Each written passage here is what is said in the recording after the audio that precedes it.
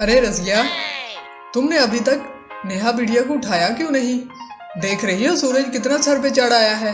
अरे सोने दो ना राजकुमारी को। क्या हो गया जो अगर सो रही है तो? किसी और की नहीं, अपने कमरे में ही सो रही है। कल रात बेचारी थक गई थी। ऐसा क्या कर रही थी जो थक गई? अरे वो ना टीवी देख रही थी। अब पता तो है टीवी देखते हुए आंखें थक जाती हैं, और वो थक के सो गई। वैसे भी कहते हैं ना कि बच्चे जितना सोते हैं दिमाग उतना ही तेज होता है। अरे रजिया, वो छोटे बच्चों की बात है, 19-20 साल की इस घोड़े जैसी लड़की के लिए नहीं। तुम इसे उठा रही हो या पानी डाल दूं? तभी नेहा सोकर उठ जाती है, आंखें मलते हुए कहती है, माँ, दूध का गिलास कहाँ है? मैंने कितनी बार कहा कि मैं सो के उठूं तो सामने होना चाहिए। अरे बेटा, तेरे पापा की बातों की वजह से मैं रख नहीं पाई। माफ कर दे बेटा, अभी ले आती हूँ। अरे देख नेहा, इस बार भी जैसे तैसे करके पास हुई ना तो गांव के किसी लड़के से शादी करके निकाल दूंगा बाहर। माँ तेरी ने जो तेरा हाल कर रखा है ना, किसी शहर के लड़के से तो शादी भूल ही जा। ना पढ़ने में दिल लगता है ना किसी काम में, सारा दिन बस पड़े सोती रहती है। अरे माँ देख लो, पापा को कोई और काम है ही नहीं, जब देखो मुझे ही बोलते रहते हैं। बेटा नेहा, जरा 4 कप चाय तो ले आ। ओहो, पापा हमेशा मुझे ही काम कहते रहते हैं। वो किसी तरह 4 कप चाय बना के ले आती है, लेकिन जैसे ही माँ किचन में जाती है, उफ ला, ये किचन में तूफान आ गया था क्या? सारा किचन फैला पड़ा है। ए माँ, मुझे 500 रुपए देना, मुझे फिल्म देखने जाना है सहेली के साथ। बेटा, 500 रुपए तो है मेरे पास, वो भी घर में चावल और चीनी के लिए रखे हैं। उफ अल्लाह, इस घर में तो हर टाइम यही सुनना पड़ता है, अपनी ख्वाहिशों को दिल में ही मार लो। ना ढंग का खाना ना पीना, और सारा दिन पापा के ताने। अच्छा होता मैं मर ही जाऊं।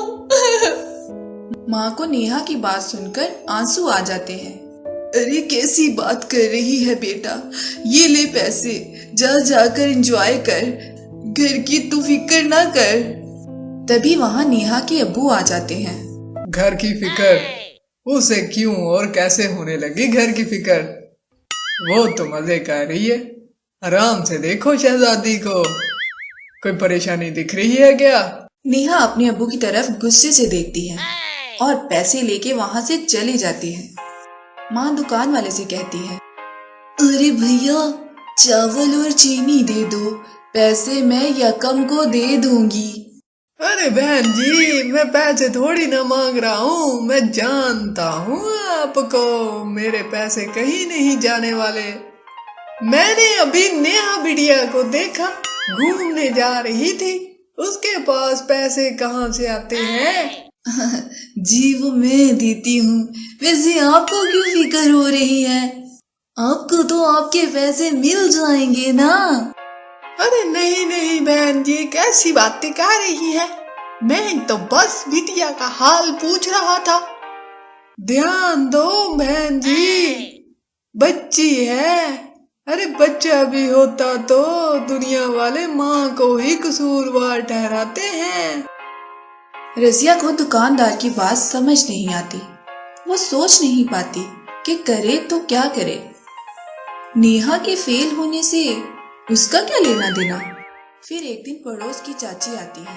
अरे रजिया, मैं तुमको कितने सालों से जानती हूँ, तुमने काम कर कर के अपनी आधी जिंदगी गुजार दी, लेकिन बेटा बड़ी हूँ ना तो एक बात कहूंगी, बिटिया पर ना थोड़ी नजर रखा कर, ठीक ठाक नहीं चल रही वो आजकल।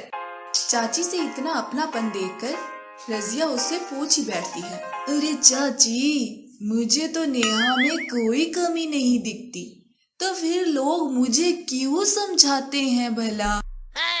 अरे कमी दिखे भी कैसे तुम्हें, माँ जो है उसकी, उसे औकात से ज्यादा पहनना ओढ़ना ठीक है, मगर ये यकीन रखना ठीक है, लेकिन घर के एक काम में भी मदद ना लेना, ये क्या ठीक बात है।